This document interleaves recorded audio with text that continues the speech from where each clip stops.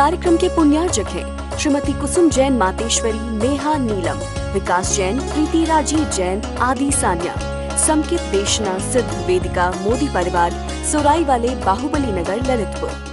सम्यक के अभाव में सभी कुछ निरर्थक है और जहाँ सम्यक है वही सत्य है।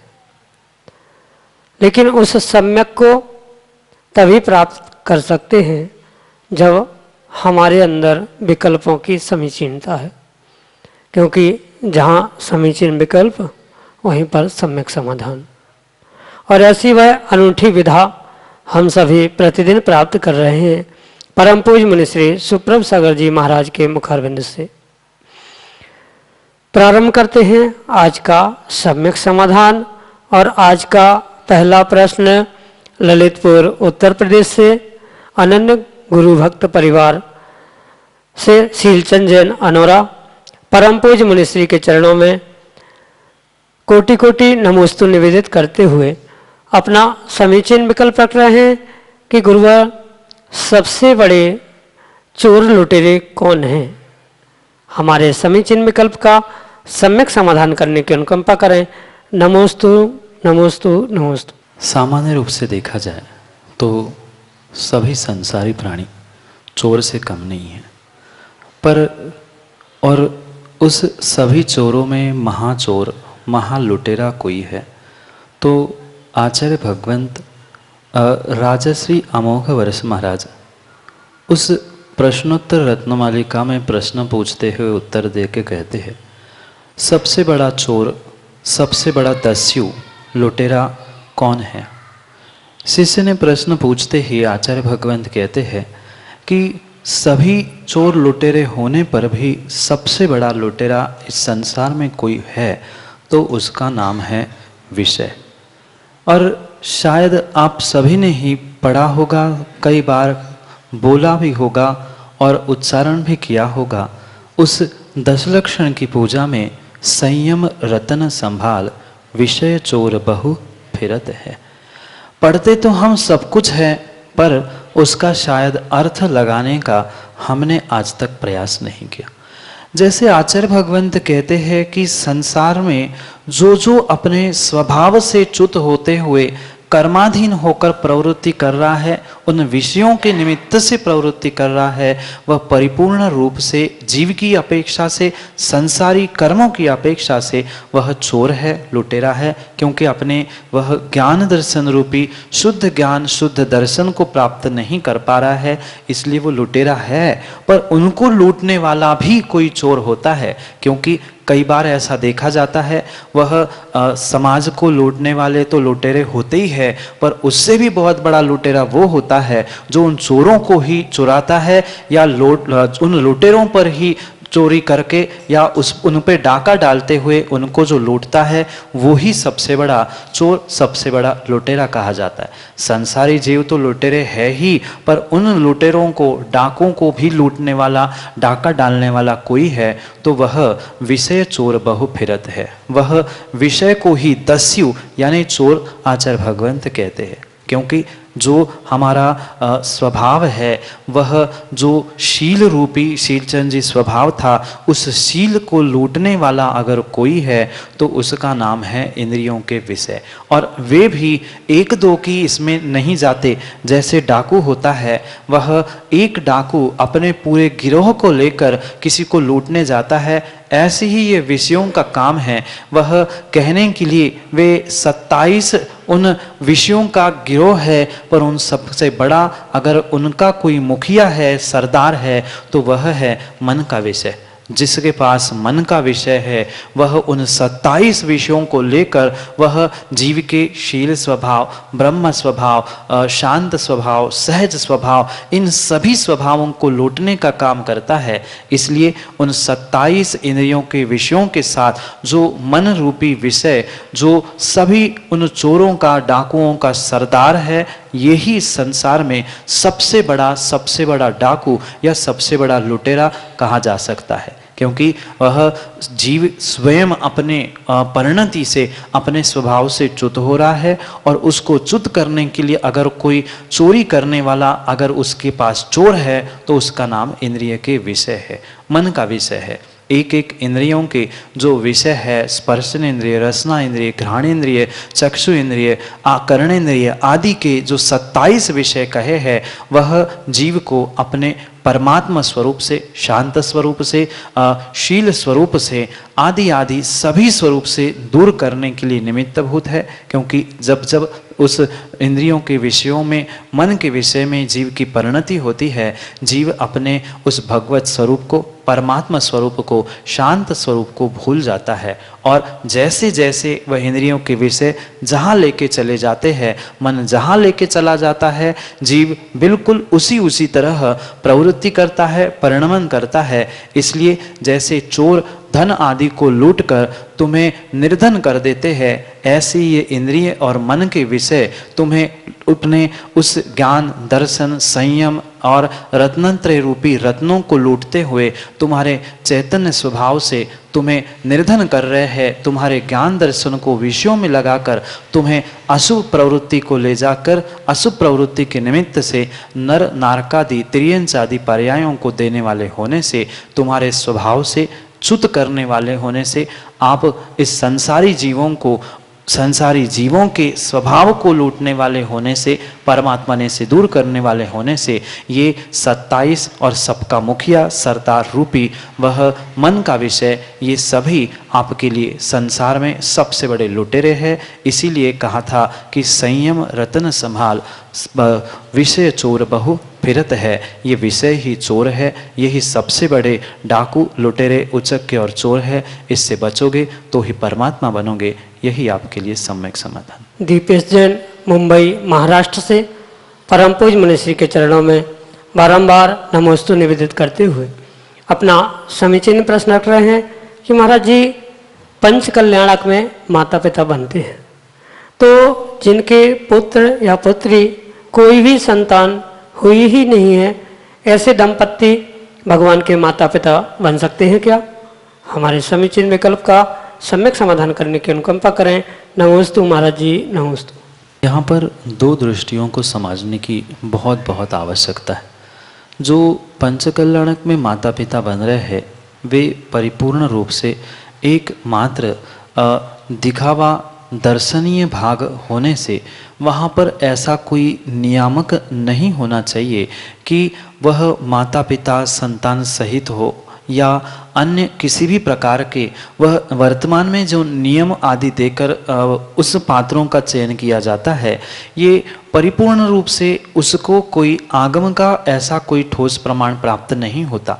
पर फिर भी दूसरी दृष्टि को भी समझने की आवश्यकता है कि जो स्वयं इस पर्याय में किसी संतान को जन्म नहीं दे पा रहे हैं, वह भले ही नाटकीय रूप से, क्योंकि जो पंच कल्याणक में माता पिता, सौधर्म आदि पात्र बनाए जाते हैं, परिपूर्ण रूप से एक नाटकीकरण में ही किया जाता है, और वह नाटकीकरण, प्रस्तुतिकरण मात्र मंच तक ही सीमित होता है। और कथनचित कुछ संस्कार भी उनके हाथ से किए जाते हैं, तो ये मात्र वर्तमान की व्यवस्था है। पर यह भी बात परम सत्य समझने की आवश्यकता है कि जो वर्तमान में उस संतान को जन्म नहीं दे पा रहा है, मतलब कहीं ना कहीं उस जीव का पुण्य क्षीण है। अगर पुण्यात्मा होता तो कोई ना कोई संतान होती, और संतान नहीं है और संतान धर्मात्मा भी नहीं है, तो वह पुण्यात्मा कहने योग्य नहीं था।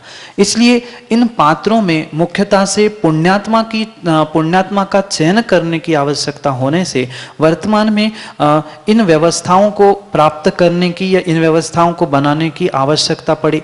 क्योंकि बनने वाले बहुत सारे जीव होते हैं, उनमें से किसका चयन किया जाए, कौन पात्र बने? क्योंकि सौधर्म आदि तो ऐसा है कि धन पैसे आदि के बदौलत वह बन सकता है, पर नियम और संयम से ही इन माता पिता जैसे पात्रों का चयन किया जाता है। इस परिप्रेक्ष्य में बहुत सारे जीवों में से जिसका संयम, जिसके व्रत और जिसका ऑपरेशन नहीं हुआ, या जो संतान को जन्म देने वाला है, जो माँ बांझ नहीं है, आदि आदि अनेक प्रकार की दृष्टियों को मद्देनजर रखते हुए सामने लेकर ही उन माता पिता आदि का चयन किया जाता है। इसलिए ये मात्र वर्तमान के उन पात्रों के चयन के लिए बनाई गई व्यवस्था है। ऐसा कोई भी ठोस प्रमाण हमारे अभी तक पढ़ने में नहीं आया कि ऐसे ऐसे पात्र ही माता पिता बने, पर ऐसा भी नहीं है कि इसको हम वर्तमान के परिप्रेक्ष्य में बनाई गई व्यवस्था को निषेध भी नहीं कर सकते, क्योंकि वह जो तर्कपूर्ण व्यवस्था वर्तमान में बनाई गई है वह वास्तव में तर्कपूर्ण और व्यवस्था के उस पात्रों के अनुरूप होने से उसका भी खंडन नहीं है। पर ऐसा कोई ठोस प्रमाण अभी तक हमारे पढ़ने में नहीं आया, क्योंकि प्राचीन काल में ऐसा नहीं होता था कि कहीं का सौधर्म, कहीं के माता पिता, कहीं का कुबेर, कोई प्रतिष्ठाचार, कोई आचार्य महाराज, ऐसा कुछ नहीं था। जो कुछ भी होता था व्यक्तिगत रूप से ही होता था। एक ही परिवार प्रतिमा लाता था, विराजमान करता था, उसी परिवार के जीव उन क्रियाओं में सहभागी होते थे। वर्तमान में अकेले परिवार की, अकेले किसी की शक्ति ना होने के कारण से ये व्यवस्था बनाई गई है, और ये मात्र वर्तमान की परिप्रेक्ष्य में बनाई बने व्यवस्था है। आप 100-200 साल, 500 साल प्राचीन प्रतिमाओं के पंचकल्याण आदि के इतिहास को अगर पढ़ के देखोगे तो वहाँ तो कोई ऐसा दिखावा, तामझाम या नाटकीकरण आदि कुछ नहीं होता था। एक मुनिराज आचार परमेष्ठी, एक प्रतिष्ठाचार जो गृहस्थाचार होते थे, और 2-4 पात्रों से ही सब कुछ काम और सब कुछ क्रियाएं विधियां हो जाती थी। प्रतिष्ठा ग्रंथों में तो इतना तक आचार्य भगवंतों ने लिखा है, अगर कोई पात्र नहीं है वह दिगंबर मुनि या आचार्य भगवंत उस प्रतिमा को सूर्य मंत्र देने के लिए और उसके पूर्व जो गृहस्थ जन्य क्रिया थी, यानी गर्भा कल्याणक, जन्म कल्याणक आदि, उन सभी कल्याणकों में जो प्रतिष्ठाचार है वही स्वधर्म, कुबेर, माता पिता आदि की भूमिका बनाते हुए वही सब संस्कार करता है। ये भी व्याख्यान उस प्रतिष्ठा ग्रंथ आदि में प्राप्त होता है। इसलिए ये मात्र वर्तमान की बनाई गई पात्रों के चयन के लिए गई तर्क संगत व्यवस्था होने से उस व्यवस्था पे हस्तक्षेप भी नहीं होता, पर वह पुण्यात्मा का चयन होना चाहिए, इसलिए ये व्यवस्था भी बनाई है। इसलिए ये व्यवस्था वर्तमान के परिप्रेक्ष्य में योग्य है, पर आगम के अपेक्षा से ऐसी कोई व्यवस्था अभी तक ग्रंथों में प्राप्त नहीं हुई है, और ये परिपूर्ण रूप से आगम और वर्तमान की दृष्टि को मद्देनजर रखते हुए, समझते हुए इसका निर्णय करना होगा। यही आपके लिए सम्यक समाधान। इंजीनियर धन कुमार जैन, मुजफ्फरनगर, उत्तर प्रदेश से परम पूज्य मुनिश्री के चरणों में बारंबार नमोस्तु निवेदित करते हुए अपना समीचीन विकल्प रख रहे हैं कि महाराज जी, अकंपनाचार्य आदि 700 मुनियों का उपसर्ग विष्णु कुमार मुनिराज ने दूर किया था। तब से आज तक हम रक्षाबंधन पर्व मना रहे हैं। तो यह घटना क्या चतुर्थ काल में हुई थी? एवं चतुर्थ काल में हुई थी तो कौन से तीर्थंकर भगवान के काल में घटित हुई थी? कृपया हमारे समीचीन विकल्प का सम्यक समाधान करने की अनुकंपा करें। नमोस्तु महाराज जी, नमोस्तु। वात्सल्य पर्व, रक्षाबंधन आदि के निमित्त से जो भी आप 700 मुनियों पे उपसर्ग, अकंपनाचार्य महाराज आदि आदि के निमित्त से जो भी कथा सुनते हैं, पढ़ते हैं, ये परिपूर्ण रूप से चौथे ही काल की है। पर उस चौथे काल में भी हमें तीर्थंकर भगवान के काल की अपेक्षा से अगर निर्णय करना है तो ये नेमिनाथ भगवान की पूर्व काल की, यानी जब अभी नेमिनाथ भगवान को उनके केवल ज्ञान कल्याणक नहीं किया गया था, मतलब उनका शासन काल प्रारंभ नहीं हुआ था, उसके पूर्व की घटना है। और अगर हम शासन काल की बात करें तो आगम में ये व्यवस्था है कि जब तक तीर्थंकर भगवान का भले ही जन्म, गर्भ, दीक्षा कल्याणक हो जाए, केवल ज्ञान कल्याणक भी क्यों ना हो जाए, पर उनका शासन काल नहीं प्रारंभ होता। जब तक उनकी दिव्य द्वेषणा नहीं गिरती है तब तक उनका वह शासन काल प्रारंभ नहीं माना जाता। और इस परिप्रेक्ष्य में, इस अपेक्षा से अगर आगम को हम सत्य समझे तो भले ही नेमिनाथ भगवान के उस काल में यह घटना घटी थी, पर नेमिनाथ भगवान का शासन नहीं था, अपितु वह शासन मुनिसुव्रत नाथ भगवान का ही था। मुनिसुव्रत नाथ भगवान के शासन काल में ही वह नेमिनाथ भगवान के उस काल में ये घटना घटी है, तो शासन काल मुनिसुरतनाथ भगवान का था, इसलिए हम मुनिसुरतनाथ भगवान के ही शासन काल की अपेक्षा से ही उसे समझने का प्रयास करें। भले ही घटना उनके बाद के तीर्थंकर के काल की है, पर मुनिसुरतनाथ भगवान का शासन काल होने से घटना उनके ही शासन काल की कही जाएगी। यही आपके लिए सम्यक समाधान। समीचीन विकल्प के लिए हमारे सामने हैं बाल ब्रह्मचारी सौरभ भैया जी अपने समीचीन विकल्प के साथ। पूज्य महाराज श्री, एक समीचीन विकल्प है जिसका आप सम्यक समाधान दीजिए। आज तक सूतक पातक को लेकर बहुत से लोग भ्रमित हैं, तो आगम के अनुसार क्या सूतक पातक का कोई प्रमाण है, या फिर वर्तमान के परिप्रेक्ष्य में पीढ़ी की गणना कैसे करें? क्योंकि कोई कहता है हमारी तो 7 पीढ़ी है, 8 पीढ़ी है, और अनेकों मतलब जिनवाणी आदि ग्रंथों में पढ़ने मिलता है कि 10 पीढ़ी तक की सूतक पातक की व्यवस्था लिखी है, जिसका संप्रति काल में हमें कैसे समझे, वर्तमान में हमें इसे कैसे जाने और समझे, यह आप हमें बताएं एवं हमारा सम्यक समाधान करें। नमोस्तु महाराज। जो सूतक पातक की व्यवस्था है वह परिपूर्ण रूप से कोई वर्तमान की व्यवस्था नहीं है, अपितु हमारे पूर्वाचार्यों ने इसके विषय में कई सारे स्थानों पर उल्लेख देते हुए इसकी व्यवस्था समझाई है। और वर्तमान में जो कुछ भी आपको जिनवाणी के माध्यम से या अन्य कहीं भी इसके विषय में जो भी उल्लेख मिलते हैं, वे कहीं न कहीं पूर्वाचार्यों के संदर्भ के साथ ही है, यही हमें स्वीकार करना पड़ेगा। कुछ जीवों का यह चिंतन और यह कहना है कि ये किसी अन्य दर्शन से, अन्य स्थानों से हमारे आगम में आई गई व्यवस्था है, पर यह परम सत्य नहीं है। मात्र इसके पीछे का उद्देश्य यही है, ये जो सूतक पातक है उसके पीछे भी हमारे आचार्य भगवंतों ने तर्क संगत आगम प्रमाण बताए हुए हैं। जब जीव को बहुत हर्ष का अतिरेक होता है या दुख का अतिरेक होता है, उस हर्षातिरेक में, दुखातिरेक में वह कभी भी सम्यक निर्णय नहीं कर पाता है। इसलिए इस कालों में उनको देवशास्त्र गुरु से कुछ मर्यादा बना के रखने की व्यवस्था बनाई है। अगर भावुकता में, चाहे सुख की भावुकता हो, हर्ष की हो, दुख की भावुकता हो, उन दोनों कालों में अगर भावुकता के कारण से देवशास्त्र गुरु का अविनय हो गया, तो इसलिए इन कारणों से उन 10 दिन, 13 दिन या जो भी जैसी गणना है, उस प्रकार से उस पीढ़ियों को उतने समय तक दूर रखा। पीढ़ियों का भी गणित बताने के पीछे मुख्य कारण यही है, जितनी पास की पीढ़ी होती है उतना ही राग तीव्र होता है, जितनी दूर दूर की पीढ़ी होती जाती है, यानी पीढ़ी का अंतर बढ़ता जाता है, उतना ही उनका उन जीवों के प्रति राग होना स्वाभाविक से कम होता है। पिताजी के प्रति जितना राग होता है, उतना दादा, परदादा, परदादा के प्रति उतना राग नहीं होता है। 4, 5, 6 पीढ़ी बाद वह वैसा राग शेष नहीं बचता है। इसलिए ये सौर सूतक आदि की व्यवस्था इस प्रकार से पीढ़ी की गणना से की जाती है। और ये पीढ़ी की गणना भी हमें बहुत विवेक पूर्वक करने की आवश्यकता है। सामने परिवार में जो सबसे बड़ा बुजुर्ग व्यक्ति होगा उसके हिसाब से पीढ़ी की गणना करना आवश्यक है। माना कि एक कुटुंब में दादाजी है, पिताजी है और वह स्वयं बालक है, और बालक की अगर 5वीं पीढ़ी अगर मान रहे हो तो वह 5वीं पीढ़ी नहीं मानी जाएगी, क्योंकि मौजूद आपके सामने दादाजी है। जो दादाजी की पीढ़ी की गणना होगी उसी हिसाब से पूरे घर परिवार को वह सूतक पातक की गणना को स्वीकार करना होगा।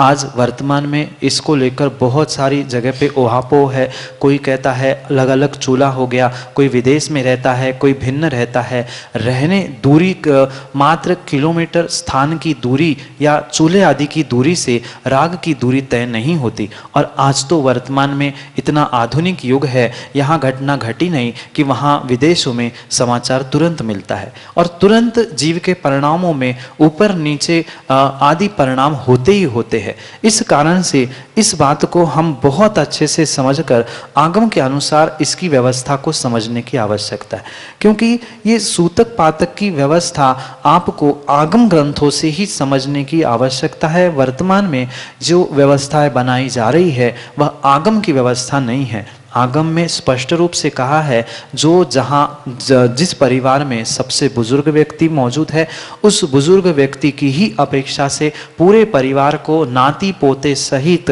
उनको उस बुजुर्ग व्यक्ति के यानी दादाजी की पीढ़ी के अनुसार ही पूरे घर परिवार को सूतक लगेगा।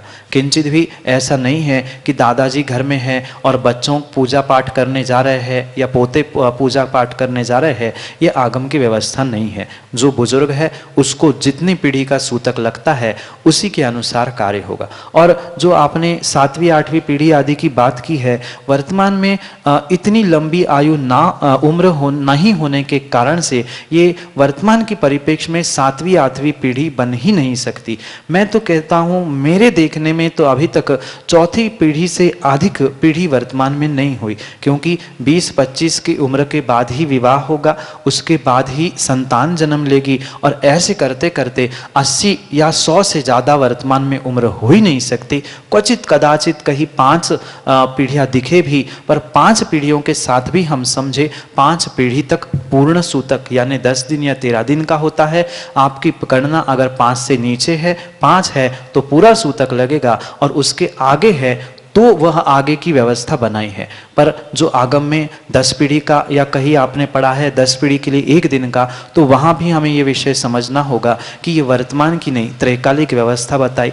जब वह 200, 500, हजारों साल की उम्र होती थी तब जीवों की वह 5 पीढ़ी नहीं 10 पीढ़ी भी बन सकती थी, पर वर्तमान के परिप्रेक्ष्य में अधिकतम 100 वर्ष की आयु होने के कारण से वह 4 से 5 पीढ़ी, इससे ज़्यादा पीढ़ी बनती ही नहीं है। इसलिए वर्तमान के परिप्रेक्ष्य में और आगम की व्यवस्था के अनुसार जीवों को 10 दिन और 13 दिन का ही सूतक मानना चाहिए। क्वचित कदाचित किसी की बाल विवाह आदि के कारण हुआ हो तो वो भी अभी वर्तमान में बाल विवाह नहीं हो सकता। इस परिप्रेक्ष्य में 7वीं 8वीं 9वीं आदि पीढ़ी बन ही नहीं सकती, क्योंकि जो मौजूद है उसके हिसाब से सूतक लगेगा और वही व्यवस्था हमें समझने योग्य है। अगले समीचीन विकल्प के लिए हमारे सामने है सागर मध्य प्रदेश से श्रीमती सुनीता बैसाखिया अपने समीचीन विकल्प के साथ। महाराज जी, मेरी यही संख्या है कि अतीन्द्रिय सुख और अनिंद्रिय सुख में क्या अंतर है, क्या दोनों एक ही हैं? कृपया मेरी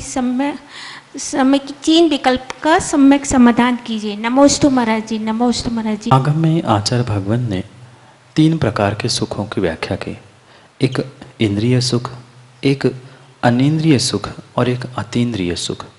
जो इंद्रियों के निमित्त से यानी जो हमारे स्पर्शन इंद्रिय, रसना इंद्रिय, घ्राण इंद्रिय आदि 5 इंद्रियों के निमित्त से जो हमें सुख का अनुभव हो रहा है, व्यवहार की अपेक्षा से, अज्ञानता की अपेक्षा से वास्तविकता में इंद्रियों में सुख नहीं था, पर फिर भी जो मानने वाले जीव है उनकी अपेक्षा से उन इंद्रियों में कथनचित व्यवहार पक्ष से दृष्टि से जो सुख कहा गया है, ऐसे उस पहले सुख को इंद्रिय सुख यानी इंद्रिय जन्य विषयों की पूर्ति होने पर जो कुछ क्षण के लिए आनंद आ रहा है, उस क्षणिक आनंद को इंद्रिय सुख कहा है। और जो मन है उस मन को ही आचार्य भगवंत अनिंद्रिय कहते हैं। इंद्रिय और अनिंद्रिय इसमें अंतर है। अन प्रत्यय उस इंद्रिय के साथ जोड़ने पर वह अनिंद्रिय बनता है। अन प्रत्यय आंग शब्द में मर्यादा अंग में ईषद अर्थ में आता है, और उस अन इंद्रिय यानी जो पूर्ण रूप से इंद्रिय भी नहीं है और पूर्ण रूप से इंद्रियातीत भी नहीं है, ऐसे जो बीच का स्थान प्राप्त करने वाला जो मन है, उस मन को ही अनिंद्रिय कहा जाता है। एक इंद्रिय सुख हुआ जो 5 इंद्रियों के निमित्त से होता है, और जो मन को सुख देने वाला है उस मन को ही अनिंद्रिय कहा है। जो ईषद इंद्रिया है, पूर्ण रूप से द्रव्येंद्रिय नहीं है, पर वह द्रव्य और भाव रूप से होने के कारण से वह इंद्रियों समान होने से उसे अनिंद्रिय कहा है। इसलिए उस मन का जो सुख है, मन की जो इंद्रियों और मन के विषय के निमित्त से जो सुख मिलने की प्रवृत्ति है, उसे अनिंद्रिय सुख कहा। और इंद्रियों से जो अतीत हो गया है वह अतीन्द्रिय सुख है। 3 शब्द समझने की आवश्यकता है। 5 इंद्रिया इंद्रिय है, मन अनिंद्रिय है, किंचित इंद्रिय है, और इन इंद्रिय और मन से रहित जो है अतीन्द्रिय, अतीत हो चुकी इंद्रिया और मन जिसके, वह अतीन्द्रिय होता है। ऐसे जो सिद्धों का, अरिहंतों का और कथनचित किसी अपेक्षा से शुद्धोपयोग के आदि के समय पे मुनिराजों का जो सुख है, उसे ही आचार्य भगवान ने अतीन्द्रिय सुख कहा है। इसलिए ये 3 प्रकार के सुखों को हमें इस प्रकार से समझना होगा। जो 5 इंद्रियों के निमित्त से मिल रहा है वह इंद्रिय सुख है। मन की सुख शांति रूप जो परिणमन हो रहा है, परिणाम हो रहा है, वह इंद्रिय सुख है, अनिंद्रिय सुख है। और जो इंद्रियातीत आत्मा का डायरेक्ट जो सुख है, साक्षात सिद्धालय अरहंत का, वही अतीन्द्रिय सुख है। इस प्रकार के 3 सुखों को समझना, यही आपके लिए सम्यक समाधान। जय जन बंधु, हम सब लाभ ले रहे थे बहुचर्चित कार्यक्रम समीचीन विकल्पों का सम्यक समाधान का। आप लोगों से एक सूचना, एक रिक्वेस्ट, जल्द ही पर्युषण पर्व शुरू होने वाला है और पर्युषण पर्व में मोरारजी सागर से समय सारोपासक संस्कार शिविर का आयोजन किया जाएगा। आप अगर इस कार्यक्रम से जुड़ना चाहते हो तो हमारा जो व्हाट्सएप के नंबर है उस पर आप कॉल या मैसेज कर सकते हैं, या आप इनके जो नंबर है 98272751 इस नंबर पे आप संपर्क कर सकते हैं। पूर्ण यहाँ पे आगंतुक की शिविरार्थियों की प्रासुक भोजन एवं आवास की निःशुल्क व्यवस्था रहेगी। समय सारोपक साधना संस्कार शिविर में 10 दिन शिविर रहेगा एवं उसके अंतर्गत समय सारोपक क्रिया, पूजन, अभिषेक, मुनि संघ के विशेष पर्व के आयोजन पे प्रवचन, मोक्ष मार्ग का विश्लेषण करते हुए मोक्ष शास्त्र ग्रंथ पर टीका, प्रतिक्रमण, आचार वंदना एवं सम्यक समाधान, यह कार्यक्रम का लाभ आप प्रत्यक्ष रूप से ले सकते हैं। तो आप सोचिए मत, तुरंत ही जो नंबर दिए गए हैं आप उस पर संपर्क करें। और सागर में आप सभी आमंत्रित है समय सारोपासक साधना संस्कार शिविर के लिए। आज के लिए इतना ही। मैं मुनिषी के चरणों में नमोस्तु करते हुए आज के इस कार्यक्रम को यहीं पे विराम देता हूँ। नमोस्तु नमोस्तु नमोस्तु। इस कार्यक्रम के पुण्यार्जक हैं श्रीमती कुसुम जैन मातेश्वरी, नेहा नीलम, विकास जैन, प्रीति राजी जैन, आदि सान्या, समकित देशना सिद्ध वेदिका मोदी परिवार, सोराई वाले, बाहुबली नगर, ललितपुर।